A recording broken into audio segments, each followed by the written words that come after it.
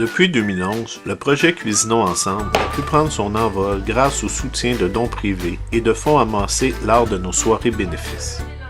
Cette année, grâce à nos généreux donateurs tels que la Caisse Préfontaine-Hochelaga du Mouvement Desjardins, le Fonds communautaire Belle Cause pour la cause, la Fondation du Grand Montréal, la Fondation Éco et la Banque Royale, le Mûrier a pu embaucher 2 nouvelles formatrices, permettant ainsi à près de 60 personnes de bénéficier d'ateliers de cuisine à domicile.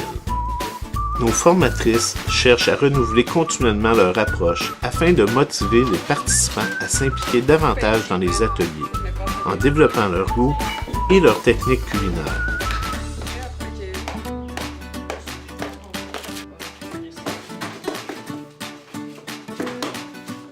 Quand l'infirmière m'a proposé ce programme-là, au début, tu es un peu sceptique, tu as un peu peur. Et là, ce qui m'a attiré, c'est que d'abord, c'était un par un. C'était pas une classe avec 10 élèves ou quoi. Donc, j'étais beaucoup plus confortable là-dessus. Et c'était chez moi. Donc, tu sais, t'as moins peur de l'inconnu ou OK, il faut que j'aille me rendre en classe tous les jours ou quoi que ce soit.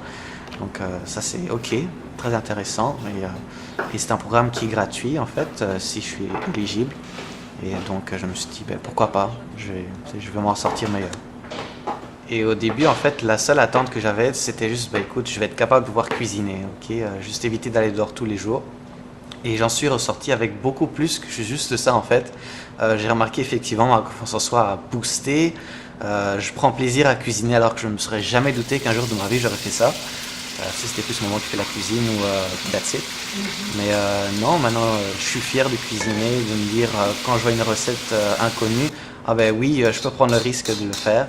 Pour une personne qui a du mal à s'organiser, c'est vraiment intéressant le programme Cuisinons ensemble, parce que ça va l'apprendre des responsabilités qu'il n'avait pas l'habitude de faire.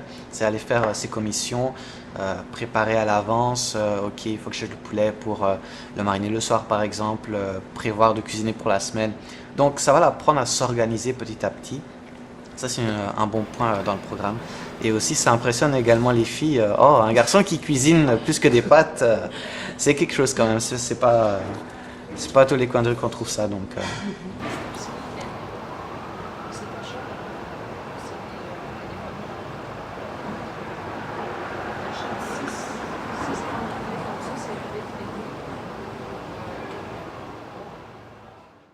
Pour nous, il est clair que les retombées du programme vont bien au-delà de l'apprentissage culinaire.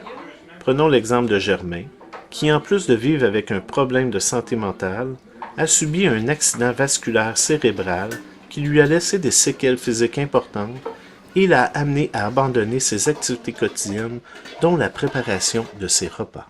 Je me suis levé un matin, puis je ne filais pas. Je suis allé voir mon intervenante, j'ai dit je ne file pas.